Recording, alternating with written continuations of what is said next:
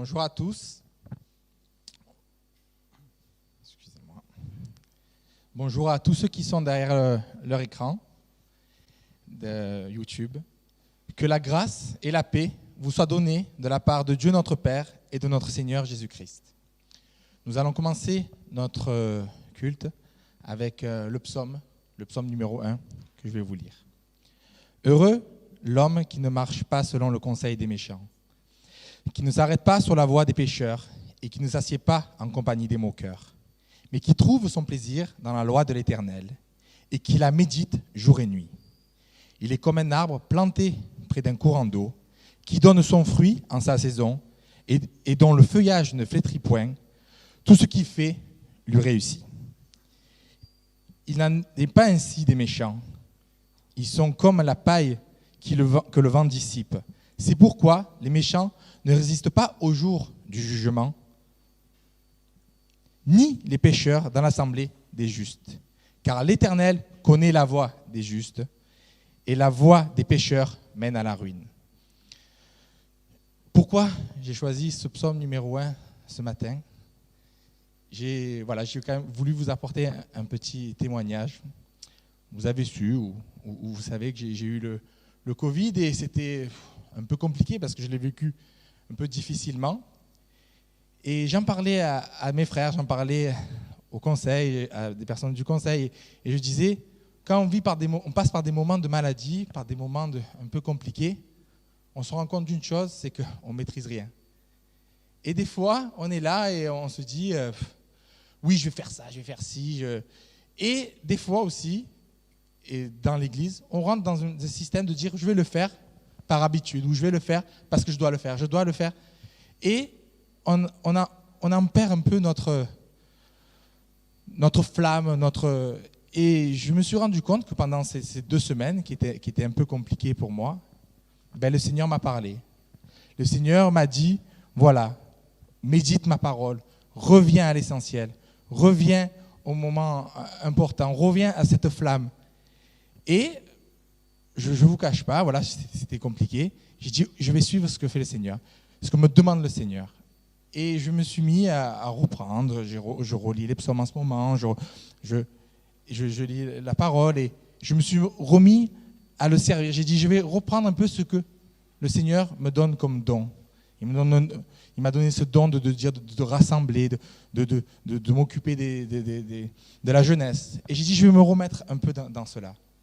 Eh bien, le Seigneur, comme dit le psaume numéro 1, il est comme un arbre près du courant d'eau qui donne ses fruits en sa saison et dont le feuillage petit point, et tout ce qu'il fait lui réussit.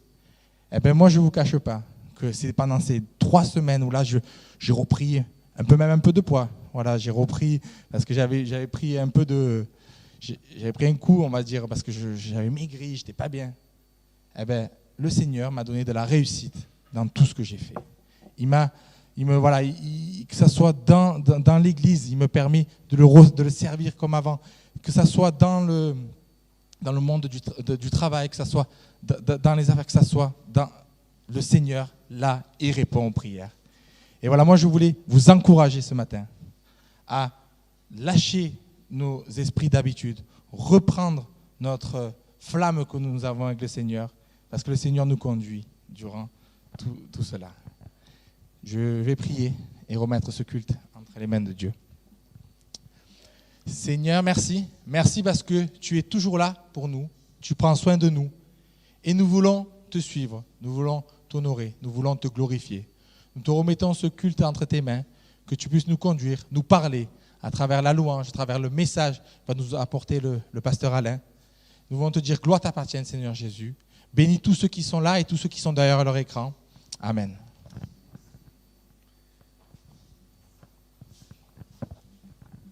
Bonjour à tous. Merci Manu pour ces paroles. C'est vrai que c'est important de se recentrer dans notre vie avec Dieu. Et ce matin, donc, je vous invite à chanter donc, ces chants, passer ce moment de louange pour le Seigneur et de lâcher cet esprit de se recentrer sur le Seigneur. Passe-lui ton micro. Voilà.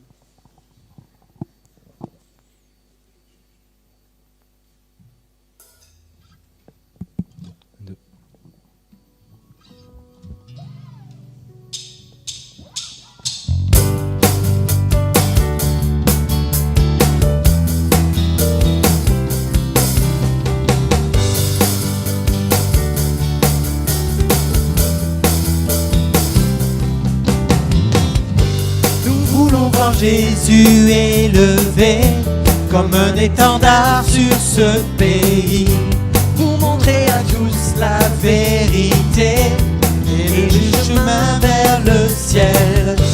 Nous voulons voir Jésus élevé comme un étendard sur ce pays, pour montrer à tous la vérité et le chemin vers le ciel.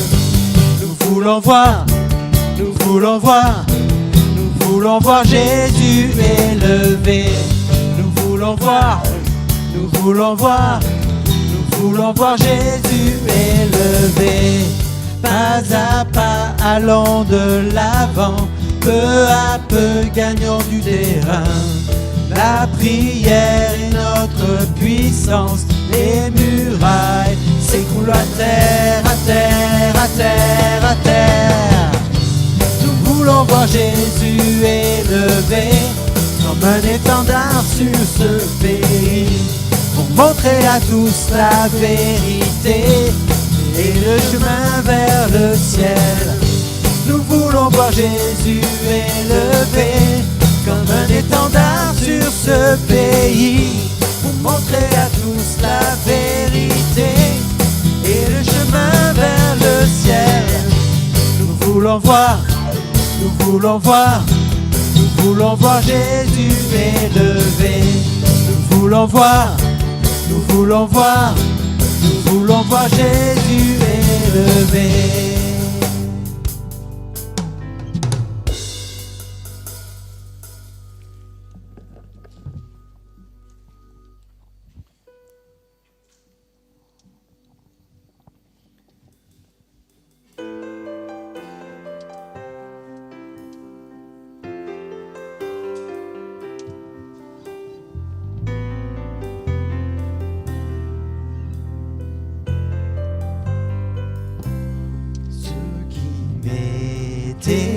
Cher pour construire ma vie, utile et précieux.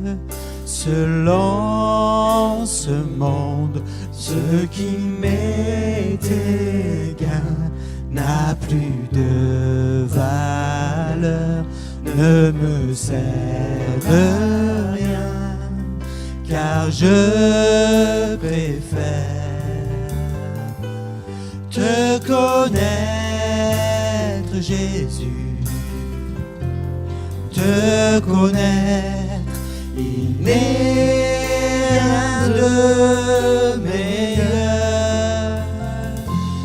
Toi, mon Dieu, mon seul bien, ma vraie joie et ma justice, ô Seigneur, je t'aime.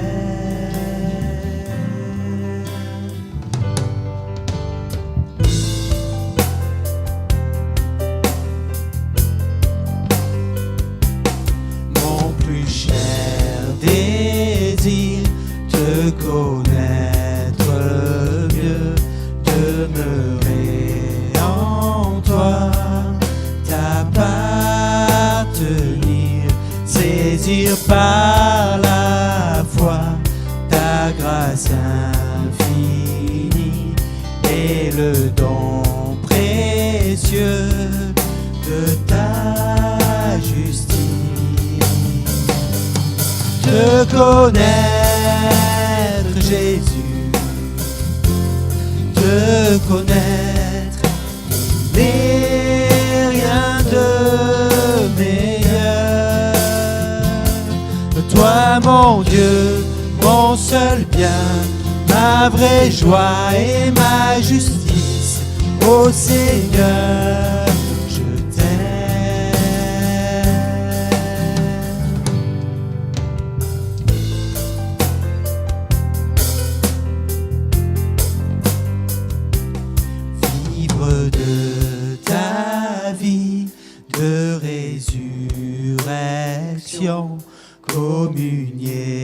Jésus, à tes souffrances, devenir conforme à toi dans la mort et vivre avec toi l'éternité. De connaître Jésus, de connaître, n'est rien de meilleur. Toi mon Dieu, mon seul bien, ma vraie joie et ma justice, ô Seigneur, je t'aime.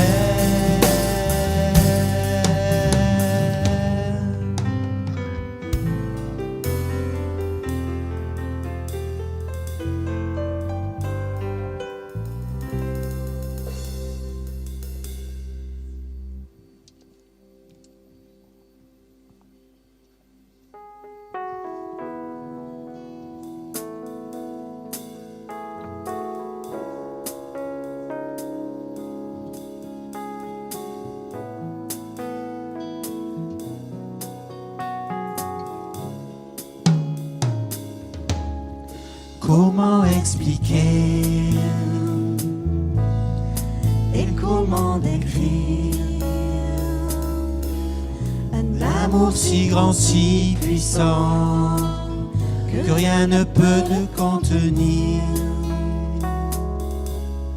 Tu sais mes espoirs,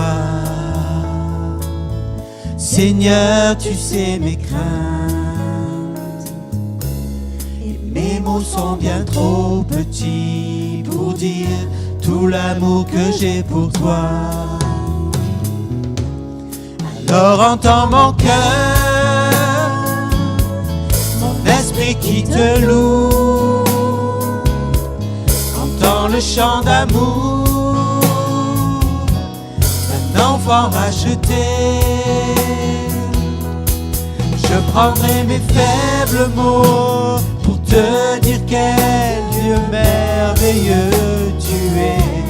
Et je ne pourrai pas te dire combien je t'aime, alors entends mon cœur. Si tout comme la pluie, les mots pouvaient couler, et si j'avais l'éternité, je ne pourrais pas l'exprimer. Mis dans les battements de mon cœur, tu entendras toujours. Merci pour la vie, pour la vérité et pour le chemin. Alors entends mon cœur, mon esprit qui te loue. Dans le chant d'amour d'un enfant racheté, je prendrai mes faibles mots pour te dire quel Dieu merveilleux tu es. Et je ne pourrai pas te dire combien je t'aime, alors entends mon cœur.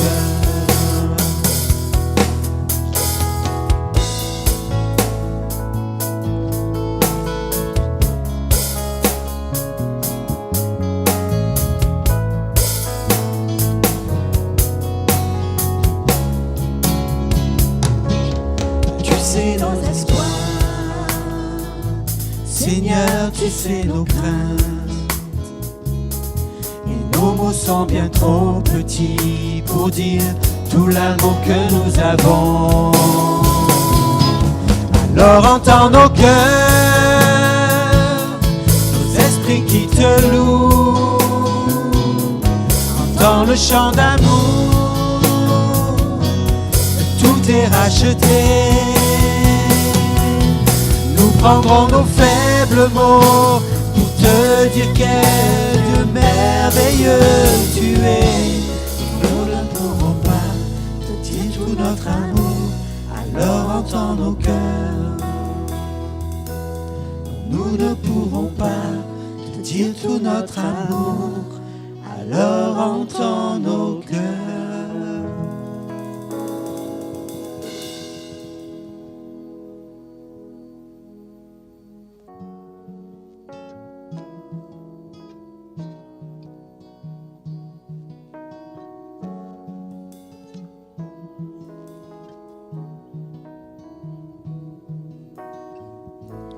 l'immensité de ta grandeur. Me montre que je ne suis rien. Mais quand tu façonnais la terre, j'étais déjà près de ton cœur. Tu m'aimais avant que je sois. Et pour moi tu as tout donné. Toi seul pouvais me libérer. C'est pourquoi je veux t'adorer. Toi seul est digne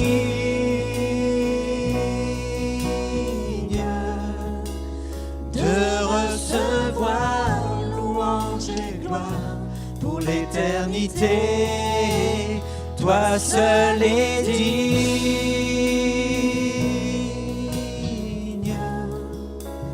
de recevoir louange et gloire pour l'éternité.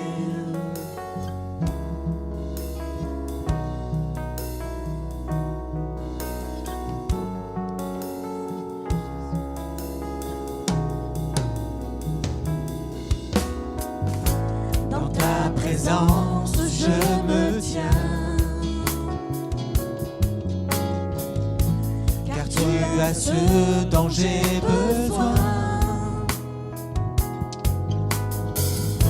La joie, la vie et le bonheur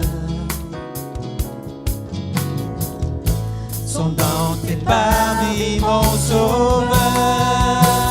Toi seul est digne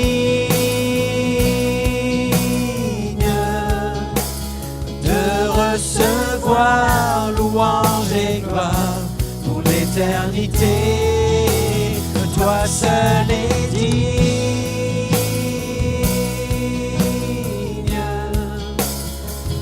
recevoir louange et gloire pour l'éternité.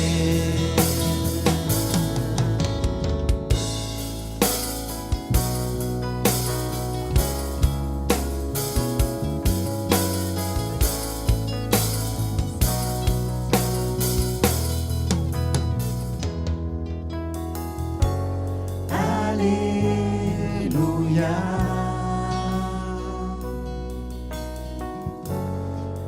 Alléluia.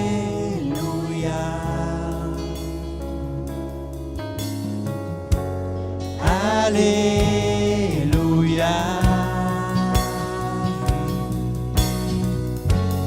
Alléluia.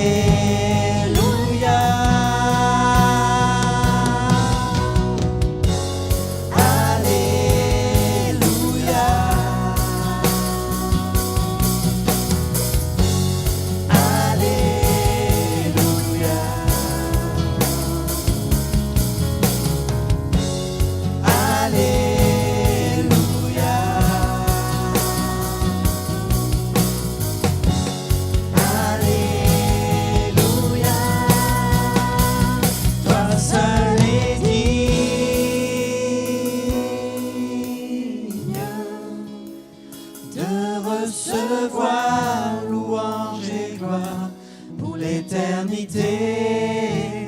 Toi seul est digne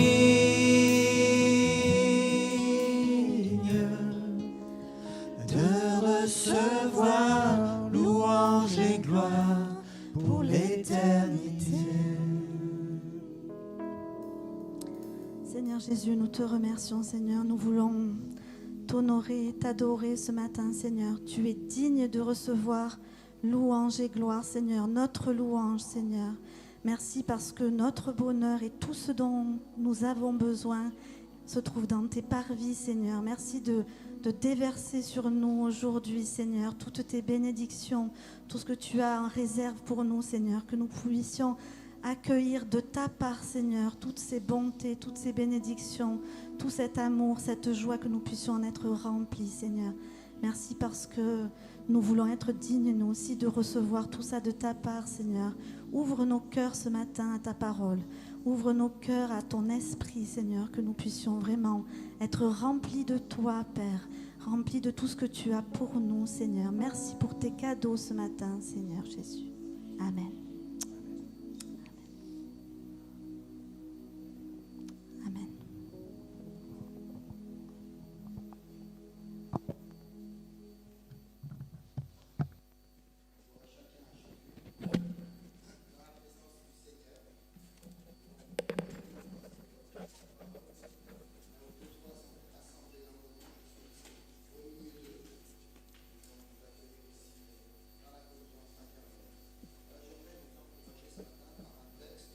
Qu'on connaît d'une manière générale, plus pour son caractère de souffrance et de violence, mais au travers de ce récit que nous allons lire ensemble,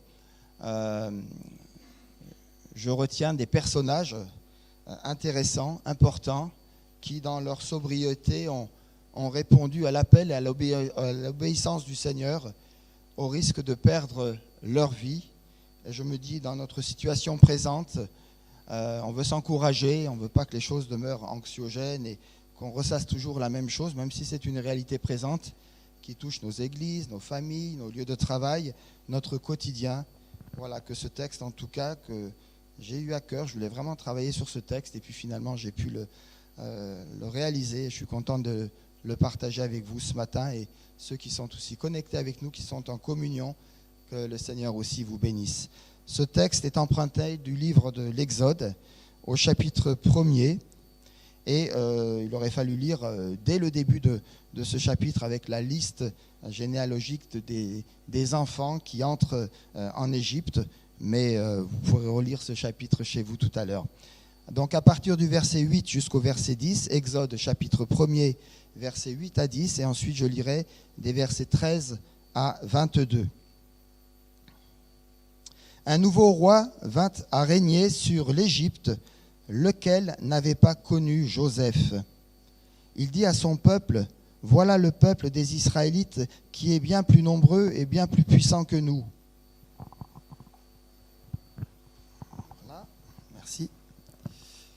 « Allons, montrons-nous habiles à son égard de peur qu'il ne se multiplie, car s'il survint une guerre, il se joindra à ceux qui nous haïssent pour nous combattre et sortir ensuite du pays. » Et à partir du verset 13, « Alors les Égyptiens assujettirent les Israélites à une servitude rigoureuse.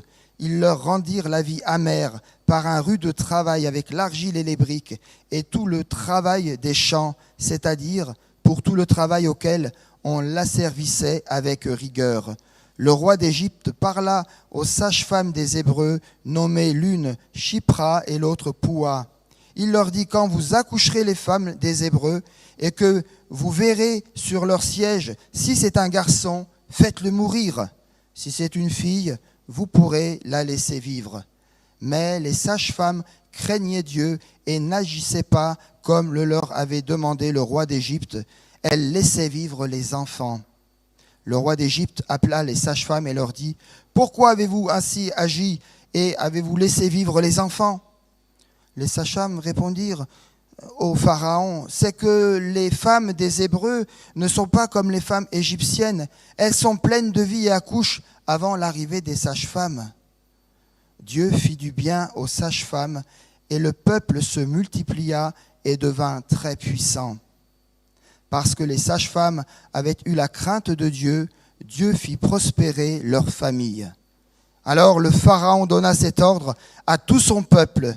Vous jetterez dans le Nil tout garçon qui naîtra, mais vous laisserez vivre toutes les filles.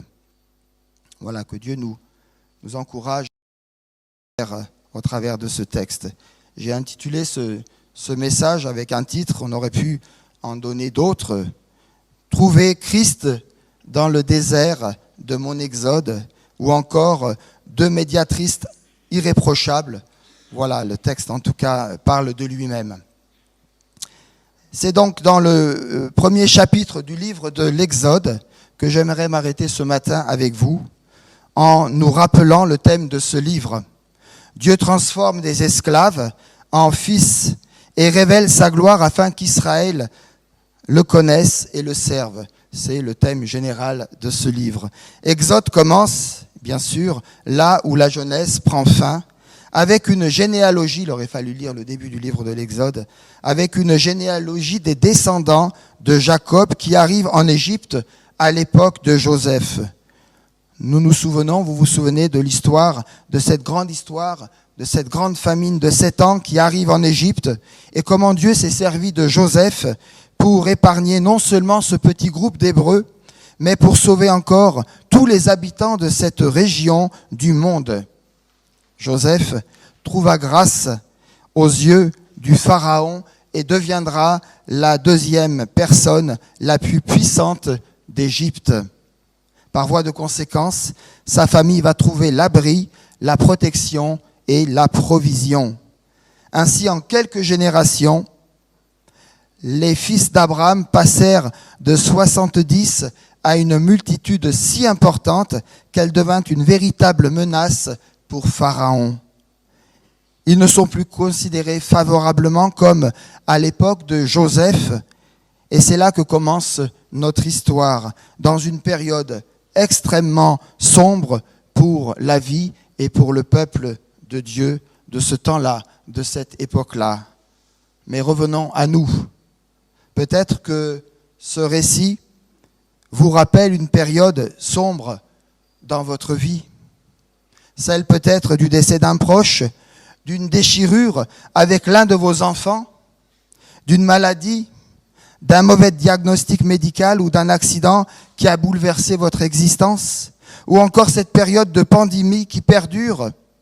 Vous avez peut-être des difficultés dans votre emploi et votre stabilité, votre santé, votre sérénité, votre liberté en souffrent.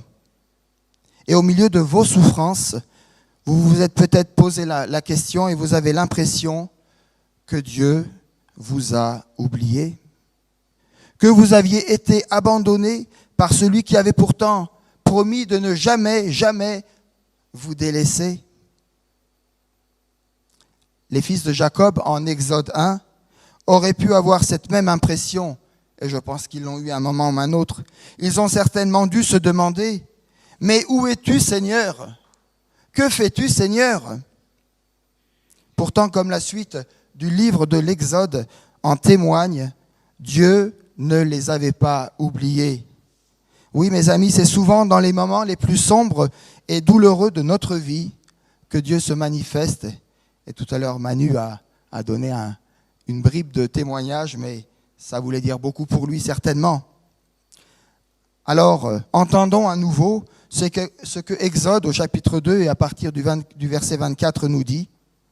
Dieu entendit leur gémissement et se souvint de son alliance avec Abraham, Isaac et Jacob.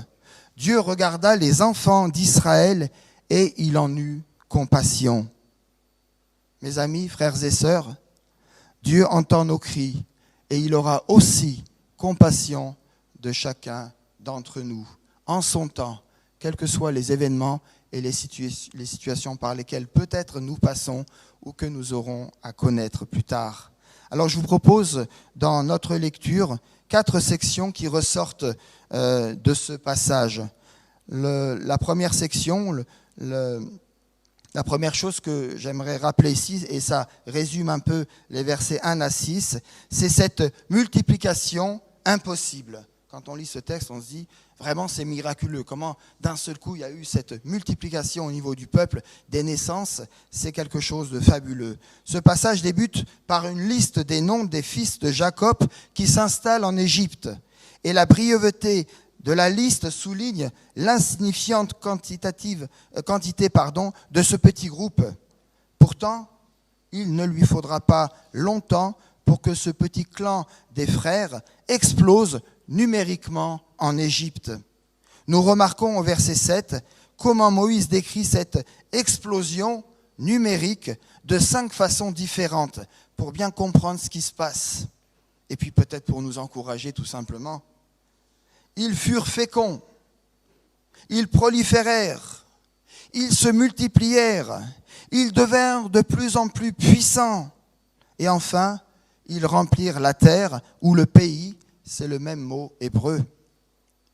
Dès l'ouverture du livre de l'Exode, nous voyons que Moïse rappelle aux enfants d'Israël que l'Éternel est le Dieu de l'impossible. Avant même d'avoir à affronter les épreuves et les tentations dans le désert, Moïse veut qu'ils fixent les regards vers le grand libérateur pour qu'ils puissent y trouver et y plonger leur espérance et nourrir leur foi. Question qui se pose à chacun d'entre nous aujourd'hui. À quel obstacle faites-vous face aujourd'hui ? Cela vous semble-t-il impossible à surmonter ? Avez-vous l'impression que cette pandémie risque de ne pas avoir de fin et que ce moment précédent pour notre génération semble dépasser nos ressources, vos ressources, les ressources même planétaires ? Frères et sœurs, notre récit de ce jour nous rappelle que rien n'est trop difficile pour notre Dieu. Nous pouvons garder l'espoir dans cette tempête parce que nous sommes en sécurité sous la protection de notre grand libérateur. Il semble que dans notre texte, l'histoire commence bien. Dieu multiplie les descendants d'un couple âgé et stérile au travers d'Abraham et de Sarah, jusqu'à ce qu'ils deviennent une grande nation.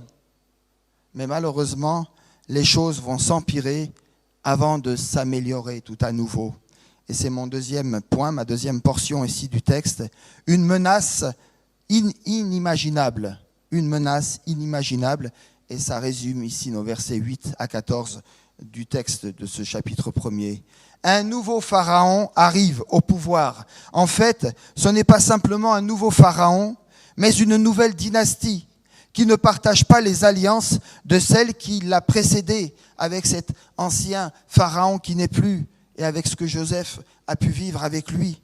C'est pourquoi le texte nous dit que ce pharaon ne connaissait pas Joseph, et ça veut dire beaucoup. En réalité, il ne tient pas compte de Joseph, de tout ce qu'il a fait pour le peuple d'Égypte autrefois. Plutôt que de renouveler l'entente avec le clan de celui qui a sauvé sa nation, ce pharaon va réduire le peuple de Dieu à une dure servitude. Par 5 phrases différentes, l'auteur décrit la misère des enfants d'Israël vis-à-vis de leurs oppresseurs. Il les accable de travaux pénibles, les réduit à une dure servitude, lui rend la vie amère par des travaux durs, avec cruauté. C'est ce que vous trouvez dans les versets 11, verset 13 et verset 14. Le pharaon pensait que cela ralentirait leur croissance en tant que nation, mais cela n'a servi qu'à renforcer leur nombre. Croyons-nous, nous aussi, que dans nos moments d'affliction, même s'il nous semble ne pas voir ou ne plus sentir la présence du Seigneur, que le Seigneur nous prépare, d'après 2 Corinthiens 4, versets 16 et suivants, un poids de gloire éternelle parce que nous ne regardons pas ou parce que nous ne regardons plus aux choses visibles et momentanées, mais à celles qui sont invisibles et éternelles. Et ça nous introduit dans notre troisième point, 2 médiatrices improbables, versets 15 à 21. Dans ces versets 15 à 21, nous voyons une lueur de clarté au travers de 2 sages-femmes hébraïques, Sipra et Poua. Le nom de Poua veut dire splendide, et c'est pas rien qu'elle porte ces noms dans la traduction hébraïque. Et le nom de Shipra veut dire beauté. Splendeur et beauté au service de Dieu, mais c'est merveilleux. Une chose qui m'interpelle dans ce texte et dans cette histoire, c'est que ces 2 sages-femmes sont nommées, on a leur nom, tandis que le pharaon, lui, n'est pas nommé. Et ceci n'est pas anodin. Pourquoi ? Parce que en réfléchissant et en allant un petit peu voir ce que disaient les commentaires, parce que l'omission d'un nom était une technique littéraire égyptienne destinée à effacer le nom de leurs ennemis des archives historiques. Le Seigneur, par la plume de Moïse, lui rend l'appareil en laissant le pharaon anonyme, mais en nommant 2 femmes insignifiantes, bien sûr, à ses yeux, qui ont osé le défier. Moïse souligne ainsi que le pharaon n'est qu'un pion, n'est qu'un dé qu'on peut lancer sans plus. Il souligne en outre que Dieu se glorifie par des moyens improbables. Après tout, l'Égypte avait une culture patriarcale. Et pourtant, dans les premiers actes du livre de l'Exode, Dieu va choisir de sauver son peuple grâce ou à travers 5 femmes, entre autres. On vient d'en nommer 2, Sipra et Poua, mais aussi dans la lignée de ces femmes qui sont au service, à l'écoute et à l'obéissance de Dieu, on va retrouver Jochébed, la mère de Moïse, Myriam, la sœur de Moïse, et même la fille de Pharaon qui va entrer dans le jeu, dans la volonté du Seigneur. Alors, on pourrait peut-être là faire une petite pause, nous arrêter et penser au courage de ces 2 femmes, Shipra et Poua. Elles n'avaient qu'une seule tâche à accomplir, laquelle ? Tuer tous les garçons nés chez les Hébreux. Et les directives de Pharaon étaient claires, plus que claires. Shipra et Poua ont eu un choix à faire. Soit obéir au Pharaon, soit obéir à Dieu.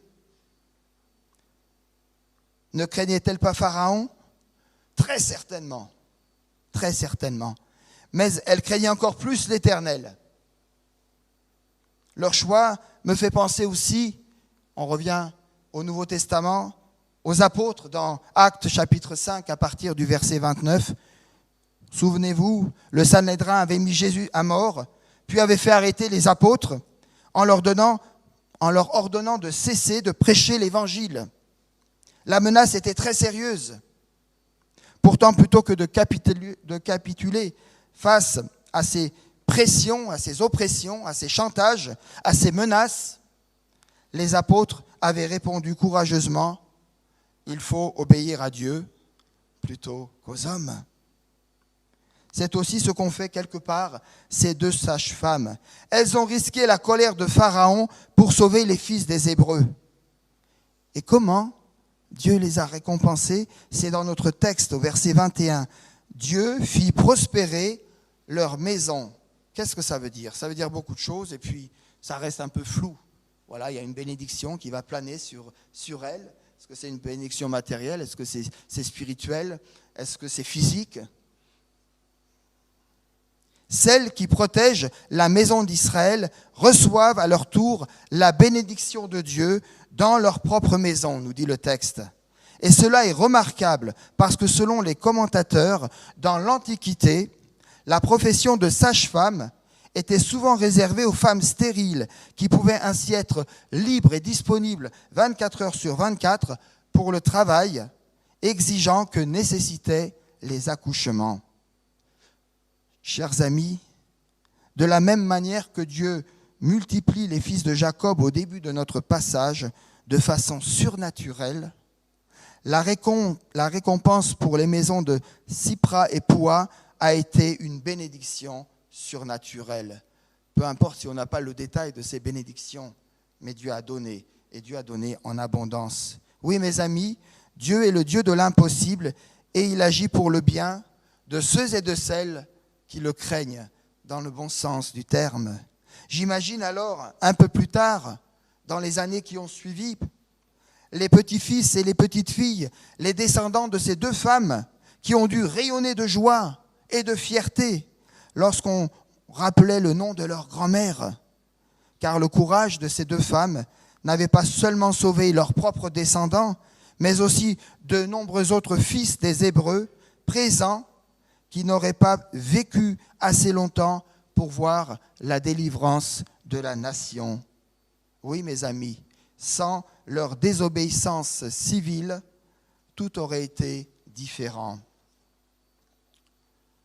Alors que les conditions de vie se détériorent pour le peuple de Dieu, le verset 22 qui termine ce chapitre 1er nous montre l'horreur de la situation qui atteint son apogée. Les Hébreux qui étaient jusque-là soumis au statut de victimes du travail forcé passent maintenant à celui de victimes de génocide aux mains de toute la population égyptienne. C'est comme ça que je lis et que je comprends la dureté et la violence de ce texte. Et ça nous introduit dans notre 4e volet, un malheur impensable, résumé ici dans ce verset 22. Alors Pharaon donna cet ordre à tout le peuple. Là, c'est plus ses émissaires, c'est plus ceux qui sont sous sa gouverne, c'est tout le peuple. Chacun la liberté, le pouvoir et l'autorité que Pharaon donne. Alors Pharaon donna cet ordre à tout le peuple. Vous jeterez dans le fleuve tout garçon qui naîtra, et vous laisserez vivre toutes les filles. Puisque la stratégie d'utiliser Shipra et Poua comme exécutante des meurtres avait échoué, le pharaon opte pour une stratégie différente. Impliquer tout son peuple dans le génocide de tous les garçons hébreux sans distinction. C'est dans ce contexte que s'achève notre chapitre dans les profondeurs de l'obscurité et du désespoir. Et pourtant, Dieu n'était pas et Dieu n'est pas absent. Le secours arrive. Qui aurait pu un instant imaginer cela? Et peut-être qu'aujourd'hui vous posez la question dans telle ou telle situation qui vous regarde ou dans laquelle vous vivez. Qu'est-ce qui peut bien m'arriver? Comment je vais m'en sortir? Quelle solution? Seigneur, où es-tu? Que fais-tu? J'en peux plus. C'est trop dur. Mayday, mayday, mayday, au secours. Dieu se prépare à envoyer un petit garçon déposé dans une petite caisse de jonc sur le bord du Nil.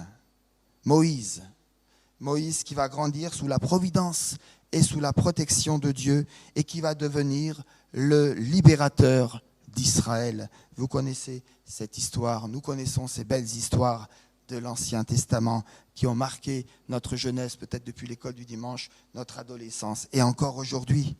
Frères et sœurs, nous connaissons la suite de cette histoire, mais ce n'est pas tout. Nous connaissons surtout le reste de la grande histoire de notre humanité.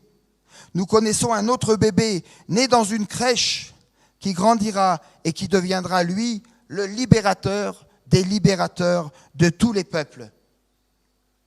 Mais avant que les choses n'aillent mieux, elles vont aussi empirer. Les grands de ce monde prendront Jésus-Christ et le cloueront sur une croix et scelleront son corps dans un tombeau. La nuit de la mort de notre Seigneur Jésus est peut-être et certainement sans doute la plus sombre de toute notre humanité, de toute notre histoire, à bien des égards. Pourtant, nous savons que la plus grande victoire de notre humanité, qu'elle n'ait jamais connue, est arrivée 3 jours plus tard, lorsque Jésus-Christ est ressuscité d'entre les morts. La leçon principale d'Exode 1 est que le Dieu de l'impossible tient toujours ses promesses. Alors, saisissons par la foi, sans craindre les puissances de ce monde, saisissons par la foi la parole de Dieu qui nous est donnée aujourd'hui et qui est contenue dans la parole de Dieu. Et quelles sont ces promesses liées à ce passage, mais d'une manière aussi plus générale peut-être? Dieu a-t-il promis que les croyants du XXIe siècle ne seraient pas infectés par le Covid ou n'en mourraient pas? Non, je ne vois pas ça dans ma Bible. Nous a-t-il promis la santé, la richesse, la paix comme une réalité permanente et constante 24 heures sur 24? Je vais vous choquer peut-être en disant non. Je ne lis pas cela non plus. Mais ce que je lis et ce qui est écrit dans votre Bible comme dans ma Bible, et c'est ce que Jésus nous dit, je vous ai dit ces choses afin que vous ayez la paix en moi. Vous aurez des tribulations, traduit aussi par persécution, traduit aussi par souffrance, traduit aussi par mort. Mais prenez courage, j'ai vaincu le monde, le cosmos que Dieu a créé, mais ton univers, ton monde secret, le monde dans lequel nous vivons, notre ville de Marseille, tout cela est contenu dans la présence, dans la providence et aussi dans la victoire du Seigneur Jésus à la croix. Il n'est plus sur la croix. On a le symbole qui est là, mais Jésus n'est plus sur la croix. Mais prenez courage, c'est un pluriel, ce n'est pas adressé à quelques-uns. Prenez courage, j'ai vaincu le monde. Si vous oubliez tout ce que j'ai dit, retenez ce verset, Jean 16, verset 33. Alors souvenons-nous de l'alliance ancienne que Dieu avait faite avec Abraham, une promesse qu'il a tenue. Elle a été en partie accomplie dans la croissance numérique surnaturelle des fils de Jacob. Mais elle s'est accomplie et elle s'accomplit encore aujourd'hui dans la croissance numérique des fils et des filles spirituelles d'Abraham que nous sommes et qui composent l'Église de Jésus-Christ aujourd'hui. Un ennemi puissant a essayé d'écraser, de mettre en bouillie le peuple de Dieu en Exode 1. Il a échoué dans toutes ses tentatives. Des hommes puissants à l'époque, entre autres, le Sanhédrin, ont cloué Jésus sur la croix. Ils pensaient qu'ils avaient complètement réduit au silence le Messie sauveur. Mais le tombeau vide témoigne de leur échec. Ces mêmes hommes impies ont essayé de faire taire les apôtres en Actes chapitre 5. Ils ont échoué encore une fois. Certes, les forces des ténèbres cherchent encore aujourd'hui à nuire aux enfants de Dieu, au peuple de Dieu, mais ils échoueront eux aussi inévitablement, car Jésus, notre Seigneur, nous a fait cette promesse: je bâtirai mon Église et les portes des séjours des morts ne prévaudront pas contre elle. Mort, persécution, tentation, génocide, rien ne prévaudra contre la puissance et la victoire du Seigneur Jésus. Chers amis, et je terminerai par là, le Dieu de l'impossible tient toujours ses promesses. Vous le saviez ou vous le découvrez aujourd'hui? Non, vous le saviez. Le Dieu de l'impossible tient toujours ses promesses. Alors craignons-le dans le bon sens du terme, dans une pleine confiance, avec l'assurance qu'il ne nous a pas oubliés. Qui a dit oublié? J'ai entendu là. Ils sont plus forts de ce côté que de ce côté. Non, on est tous forts en Jésus-Christ. Lorsque nous nous y attendons le moins, ne le méritons pas ou n'avons plus le courage d'y croire, Jésus vient à nous pour nous assurer qu'il va nous délivrer, qu'il va vous délivrer, qu'il est en train de venir pour vous délivrer. Ce que nous pensons être la fin est bien souvent le début d'un commencement ou le début d'un nouveau commencement. Comme pour Moïse plus tard dans la recherche de Dieu avec l'expérience du buisson ardent, quel beau texte aussi. Laissons-nous par la foi émerveiller et éclairer par le feu du Saint-Esprit qui veut embraser en nous le bois sec de notre désespoir et de notre incrédulité. Vous savez, mes amis, si nos espérances ne sont pas encore tout à fait ou réellement devenues réalité, c'est qu'elles doivent être certainement ici ou là encore purifiées. Alors au lieu de nous cramponner à Dieu sans rien faire, travaillons, luttons, prions résolument avec la certitude que Dieu ne peut pas être vaincu. Sachons aussi attendre que Dieu accomplisse ce qu'il nous a promis avec persévérance et ténacité. Nous pouvons alors nous aussi entrer, entre guillemets, dans notre Égypte et poursuivre notre marche chrétienne comme des enfants, des hommes, des femmes, des jeunes dont le courage et la sécurité sont centrés sur Jésus, car tout est possible à celui qui croit. Marc chapitre 9, verset 23. Tout est possible à celui qui croit. Et je prie pour que le Seigneur, par sa parole et par son esprit, nourrisse cette ténacité, cette capacité de ta foi en Jésus-Christ. Sans la foi, il est impossible de lui être agréable. Alors, la réponse est là. Seigneur, je crois, mais peut-être j'ai envie de dire aujourd'hui, viens au secours de mon incrédulité. Que Dieu nourrisse ta foi, que Dieu nourrisse ma foi pour que, quand je cite ce verset, tout est possible à celui qui croit, ça ne soit pas simplement une liturgie, une connaissance intellectuelle, mais que ça sorte de mes tripes, de mes entrailles pour pouvoir dire, je le sais parce que je suis en train de le vivre. Que Dieu vous bénisse. Amen. Merci Badveli Alain. Nous allons avoir un petit moment de chant en arménien maintenant, et ensuite nous aurons Agop qui viendra traduire ce joli message.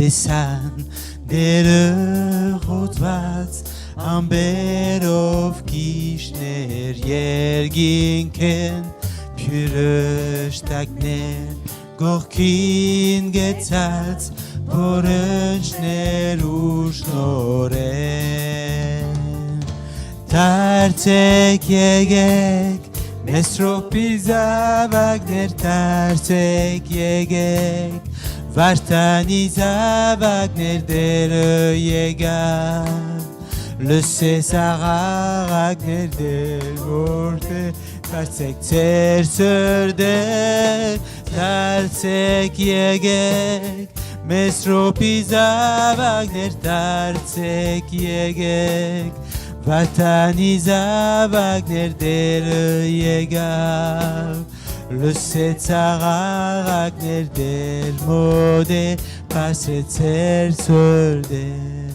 Հոգիս ողբած դերոջման Յանքս դացա արտես Եվ լեցվեցա շունչով անա Թեև խոցված սրդեր Դարձեք եկեք Մեսրոպի զավակներ Դարձեք եկեք Վարտանի զավակներ դերը եկան Լսես աղաղակներ դեր մոդե Պարսեց ձեր սրդեր Դարձեք եկեք Մեսրոպի զավակներ Դարձեք եկեք Մրդանի զավակները եկան Ձերցեց աղաղակներ դեր մոդե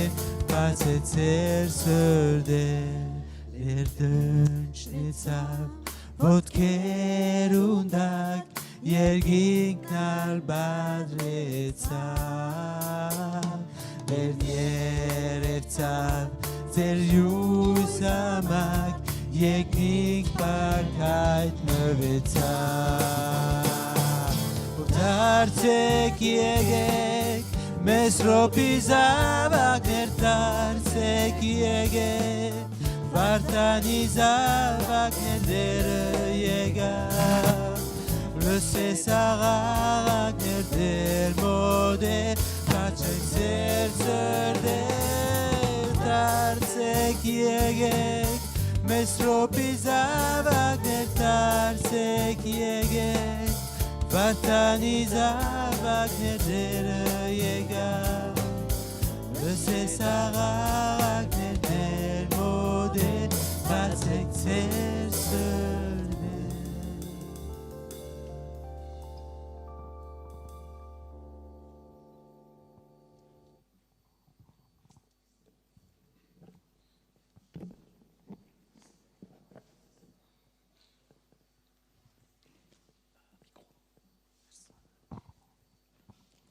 Սելի քույրեր եղբայրներ, պիտի կարդամ հայերեն թարգմանությունը պատգամի, որ պատվելին ամփոփեց 4 կետերի մեջ։ Այսօրվա մեր նյութը կլինի ելից առաջին գլուխը, այն մեկնաբանում է, թե Աստված ինչպես է իր զավակներին հաստատում իր ամենակարող լինելը, որն արժանի է փառքի ու պաշտամունքի։ Հովսեփի հիանալի, բայց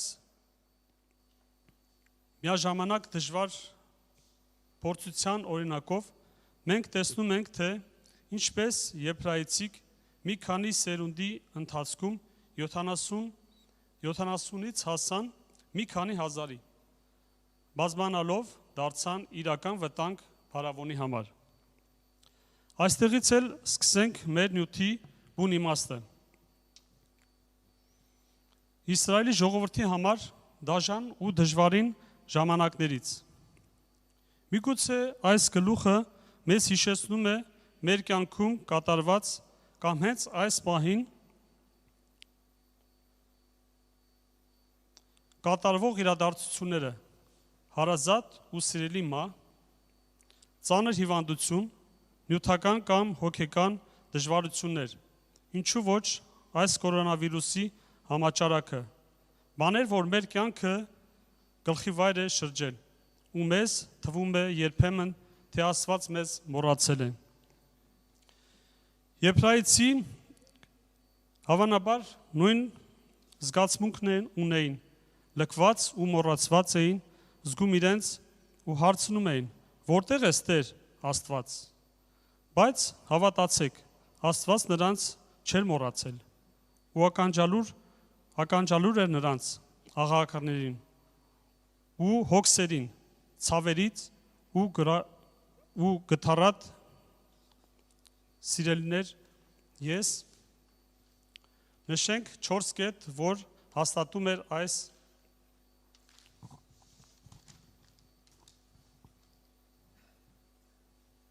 ասածը։ Առաջին կետը ավանական բազմացում, առաջին գլուխ 1-ից 6 համար։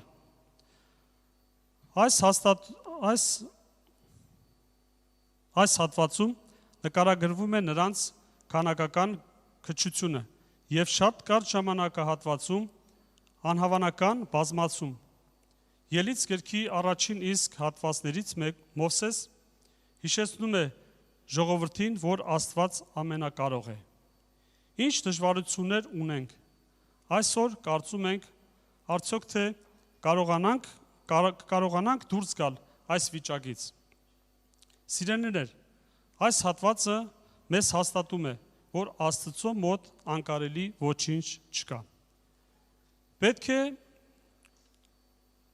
հուսանք ու հավատանք, ինչ փոթորիկներ էլ որ լինեն մեր կյանքում, ամենակարող Աստծո մոտ անկարելին չկա։ Մենք ապահովագրված ենք իր պաշտպանության ներքո։ Ուստի նա է մեզ փրկող ու ազատողը։ Երկրորդ կետ։ Երևակայության վտանգներ։ Նոր փարավոնի գալուստը, որն ավելի է դժվարացնում եբրայեցիների կյանքը, նոր օրենքներ, որոնք միտված են կրճատել, կասեցնել նրանց բազմացումը, բայց լինում է ընդհակառակը։ Նրանք ավելի են բազմանում։ Մեր ցավալի վիճակների մեջ հավատարիմ ենք արդյոք, որ Աստված մեզ պատրաստում է հավիտենական փառքի։ Մենք պետք չէ որ նայենք տեսանելի ու ժամանակավոր բաներին, այլ անտեսանելի ու հավիտենական բաներին։ Կետ համար 3։ Ամենահավանական միջոցներ։ 15-ից 21 համարներում տեսնում ենք երկու մանկաբարձներին, որոնք խնայում են Մովսեսի կյանքը։ Այսպիսով Աստված միջամտում է անհավանական միջոցներով։ Պատկերացնում ենք այս երկու կնոջ համարձակությունը, չընթարկվելը փարավոնի, օրենքին նրանք հրաման ունեին սպանել եբրայեցիների բոլոր արու զավակներին։ Նրանք պիտի ընտրեին ենթարկվել կամ Աստծուն, կամ փարավոնին։ Արդյոք չենք վախենում։ Վստահաբար վախենում են փարավոնից, բայց ավելի էին վախենում Աստծուց, եւ Աստված վարձահատույց եղավ նրանց։ Ինչպես գրված է 21 համարում. Սիրելիներ, Աստված անկարելին կարելի է դարձնում բոլոր նրանց համար, ովքեր վախենում են իրենից։ Առանց այս երկու կնոջ աննազանդության ամեն բան այլ կերպ կլիներ։ Կա ևս երկու կարևոր բան այս հատվածում։ Առաջին, որ մենք գիտակցենք մեր ոչնչությունը եւ թույլ տանք, որ Աստված գործի եւ օգտագործի մեզ իր փառքի համար։ Այո, Աստված մեզ ոչ կատարյալ անոթներիս օգտագործում իր կատարյալ ծրագրերը իրականացնելու համար։ Երկրորդ, հաճախ մենք փորձում ենք կատարելու գործեր, որ մեզ ճիշտ չեն թվում եւ կարիք է լինում ընտրություն անել մարդկանց կամ Աստծո կամքի միջև։ Այս երբեմն շատ դժվար է, բայց Աստծո կամքը կատարելը ամենևին է, որ կարող ենք կատարել իր փառքի համար։ Եբրայեցիների վիճակը ծայրահեղ վատ էր։ 22-րդ համարում փարավոնը հրամայել էր, որ արու նորածիներին գետը նետել ու թողել միայն աղջիկները։ Չնայած այս աղետալի վիճակին Աստված բացակա չէր։ Նրանից օգնությունը գալու էր։ Ով կարող էր պատկերացնել, որ ծղոտե զամբյուղի մեջ դրված Ունեղոս գետի մեջից փրկված նորածինը Մովսեսը պիտի հաներ իր ժողովրդին գերությունից։ Մովսեսը, որ պիտի փրկեր ու մեծանար Աստծո պաշտպանության տակ, պիտի ազատեր ժողովրդին։ Սիրելիներ, շատ ավելի ուշ ծնված Նսուրի մեջ ծնված մեկ այլ մանուկ պիտի դառնար ողջ աշխարհի մարդկության փրկիչը։ Այս աշխարհի մեծերը նրան խաչին գամեցին, բայց 3 օր հետո նա հարություն առավ։ Ամենակարևորը, որ պիտի հասկանանք այս նյութից, որ անկարելին կարելի դարձնող Աստված միշտ հավատարիմ է ու կատարում է իր խոստումները։ Ուստի հարատևենք հավատքով, առանց երկնչելու այս աշխարհի մեծերից Հիսուս ասեց. Այս բաները խոսեցի ձեզի, որ խաղաղություն ունենաք ինձմով, նեղություններ կունենաք այս աշխարհի մեջ, բայց քաջասիրտ եղեք, ես հաղթեցի աշխարհին։ Հովանու 16:33 համար։ Հզոր թշնամին ուզեց ջնջել Աստծո ժողովրդին, բայց չհաջողվեց։ Այս աշխարհի մեծերը խաչեն գամեցին Հիսուսին, բայց չհաջողեցին։ Դատարկ գերեզմանը դուրս դրա վկայությունն է։ Խավարի ուժերը դեռ գործում են, փորձում են ճնշել Աստծո զավակներին, բայց չեն հաջողի։ Քանզի Հիսուս մեր Տերը մեզ խոստացել է, անկարելին կարելի դարձնող։ Մեր Աստվածը մեզ խոստացել է եւ նա միշտ կատարում է իր խոստումները։ Վստահենք ու վախենանք Աստծուց, քանզի մենք ապահովագրված ենք, որ նա երբեք մեզ չի մոռնա։ Հավատանք Հիսուսին, որ գալու է մեզ փրկելու։ Սովորենք սպասել ու հարատևել հավատքի մեջ, մինչև Աստված կատարի իր խոստումը, Քանզի ամեն բան հնարավոր է նրան, ով հավատում է։ Ամեն։ Մարկոս 9:23 համար։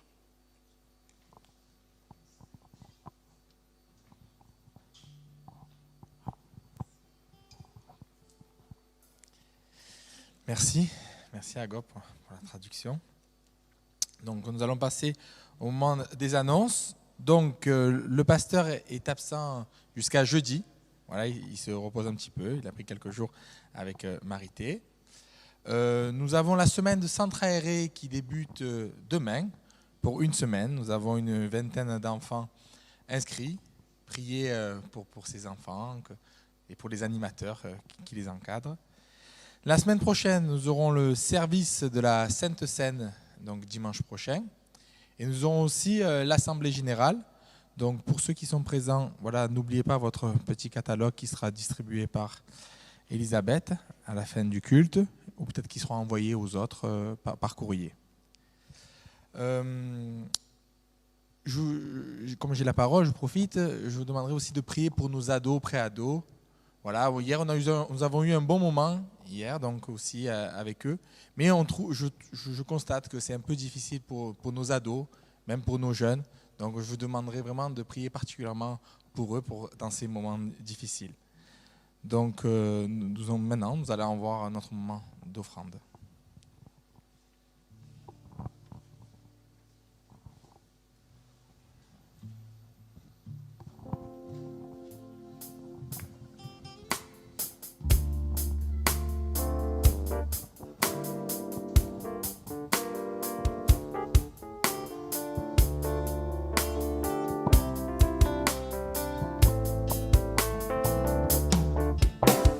Bénissez le Seigneur, vous tous serviteurs du Seigneur, qui vous tenez dans la maison de Dieu durant les heures de la nuit.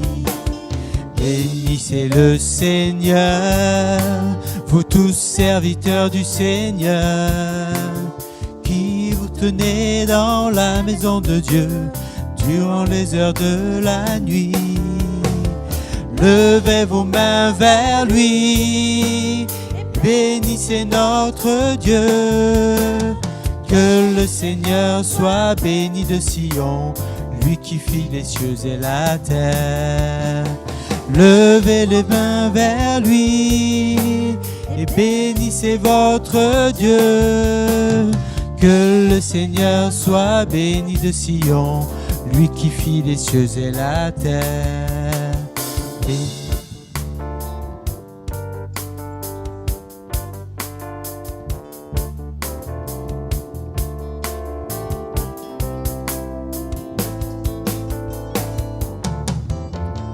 Bénissez le Seigneur, vous tous serviteurs du Seigneur, qui vous tenez dans la maison de Dieu durant les heures de la nuit.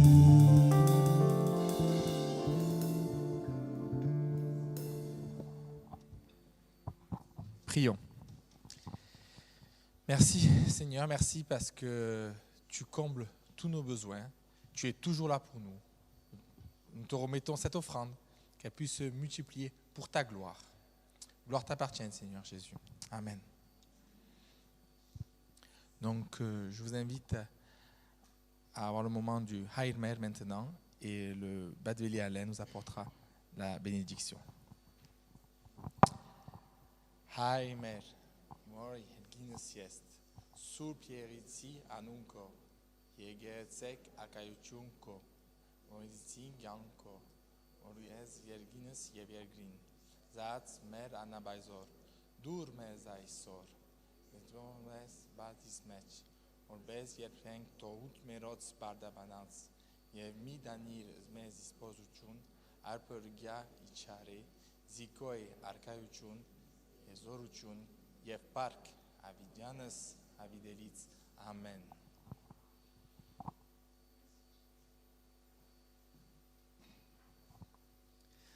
Եվ հիմա մեր Տեր Հիսուս Քրիստոսի շնորհքը, Հոր Աստծո սերը եւ Սուրբ Հոգվույն հաղորդակցությունը Cez lețene arașnorte lusavore vorbesi kaç havatkov harat shirtak Iisus Christosi anunov.